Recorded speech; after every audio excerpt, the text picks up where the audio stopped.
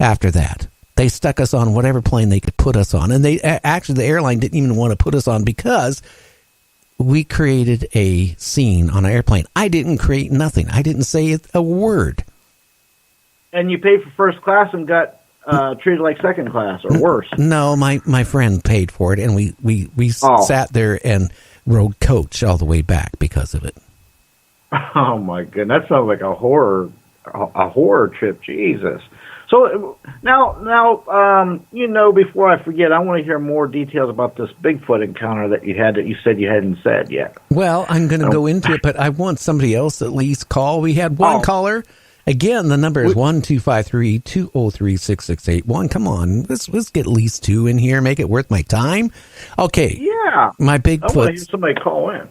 My Bigfoot story. Okay.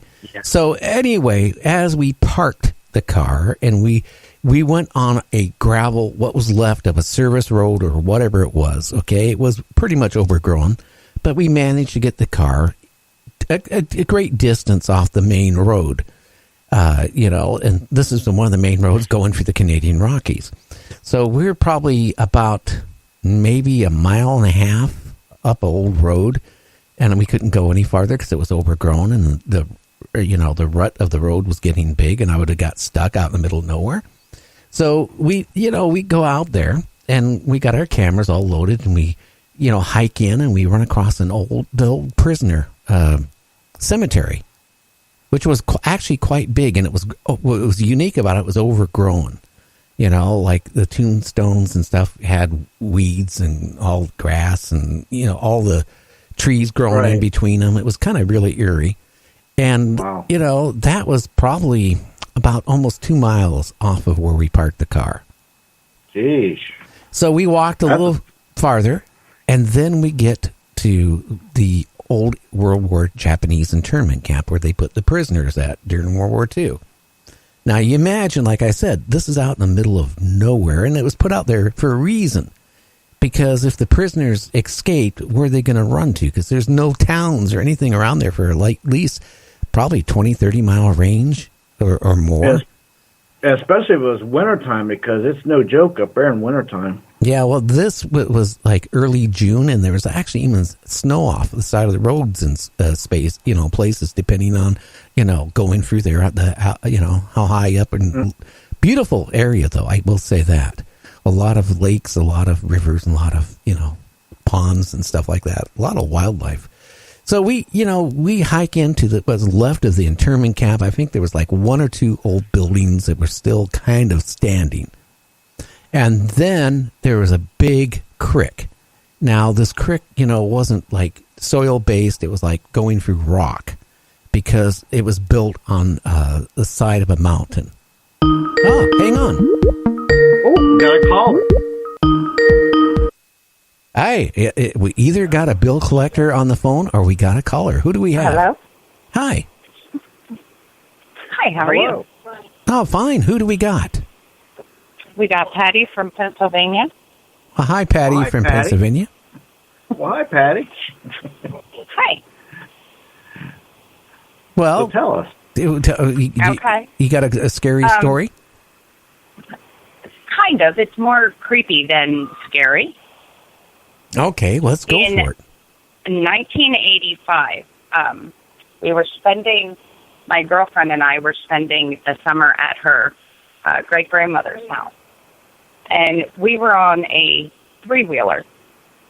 And I don't know if you guys know the old, really deep wells.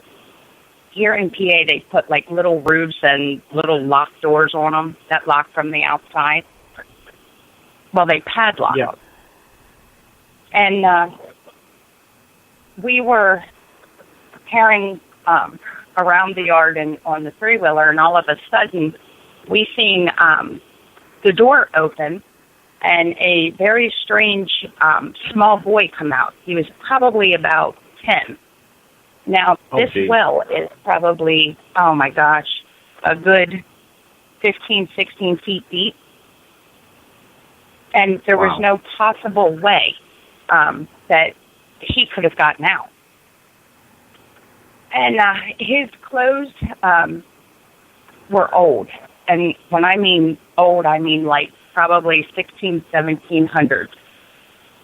And he took off and started running up through the woods.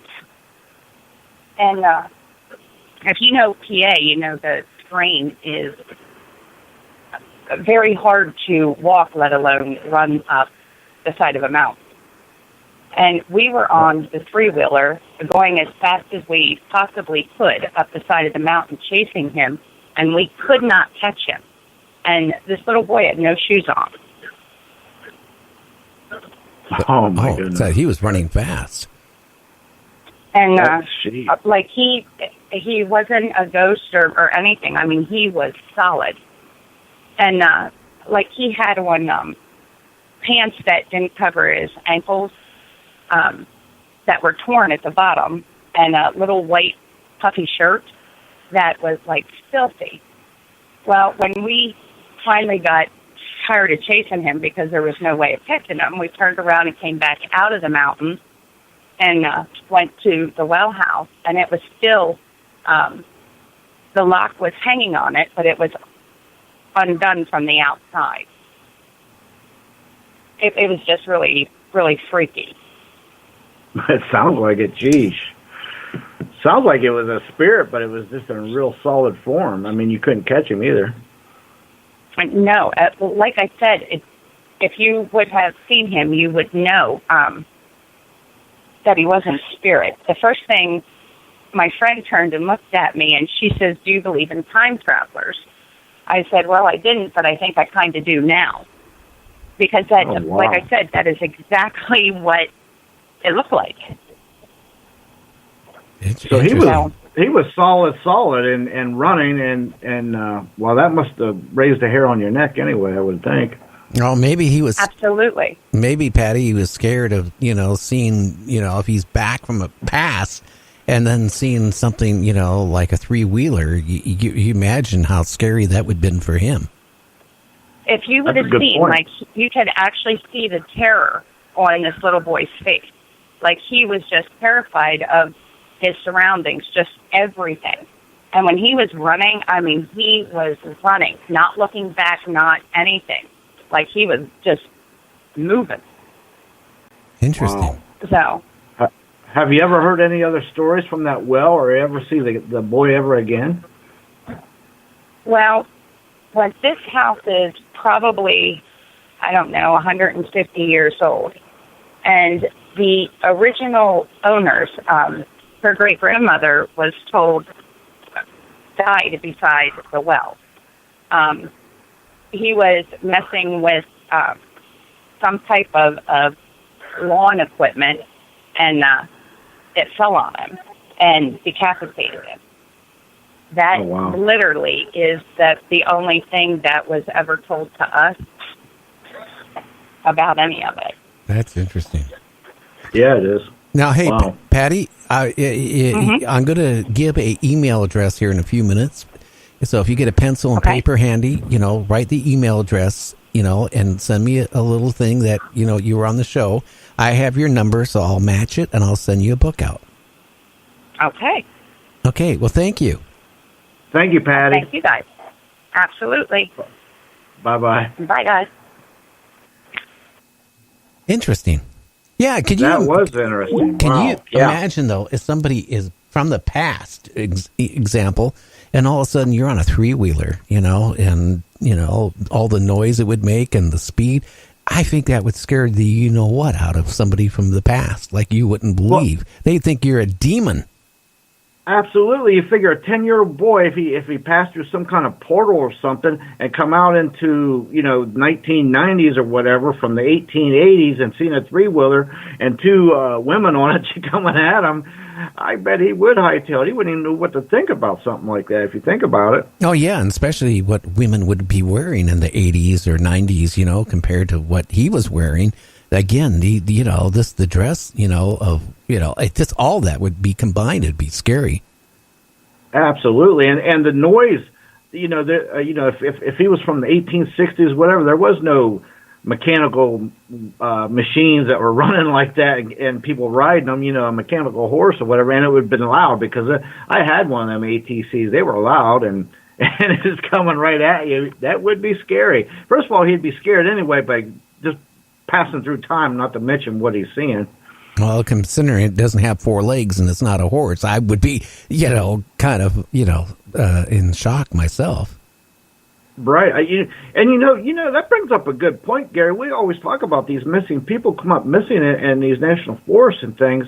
That could be a prime example, because who knows how many years this stuff's been going on. Yeah, I just, again, like my thing encountered the Bigfoot or whatever I encountered, okay? When I think about it logically, okay, I can't fathom it, okay? It doesn't make logical sense. Other than what I saw scared me more than I've ever been scared in my life, okay?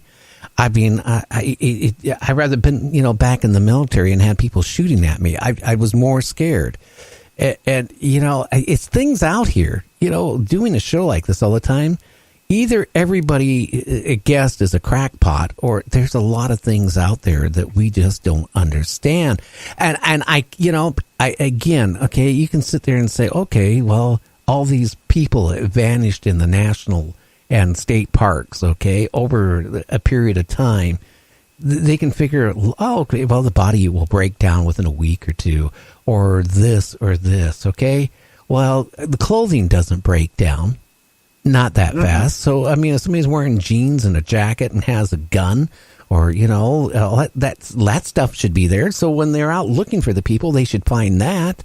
But it's just so many people, and not just in the national forest.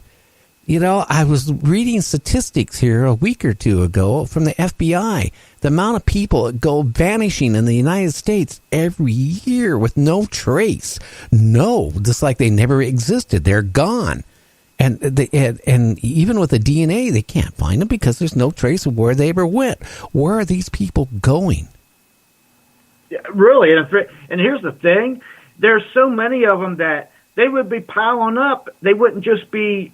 Nature wouldn't have time to get rid of them. There are so many of them. They would be piling up somewhere. And serial killers on their best day can't put even a dent into what the amount that there is at the total of the people missing. It's just, it's bizarre. Yeah, and that's what scares me. And again, if it's alien or something else, I don't know what it is. I don't know if the Bigfoot or other cryptids are tied in with UFOs or not. I have no slightest idea, other than, doing a paranormal show. I just find it's unique that there's a lot of things people can, in their mind, because you have to justify to yourself, okay, that this is how it is, okay?